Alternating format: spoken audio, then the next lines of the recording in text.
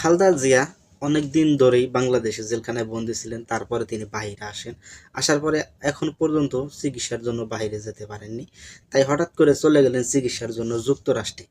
একদিন নয়, দুদিন নয়, ৭টি বৎসর পর দেখা হলো মা ছেলের। চলুন দেখে আসি সেই ভিডিওগুলা। সঙ্গে ছেলে তারেক রহমানের সরাসরি দেখা হয়নি।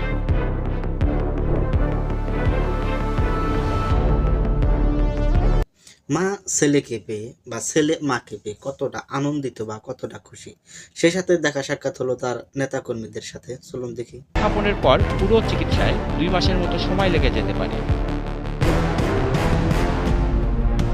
হ্যাঁ বন্ধুরা, এরকমই কিছু হতে চলেছে বাংলাদেশে।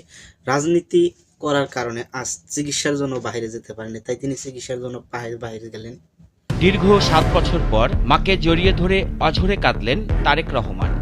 এবং কি সেখানে তার নেতাকর্মীদের সাথে দেখা সাক্ষাৎ হলো, কিছু কথাবার্তা বলল।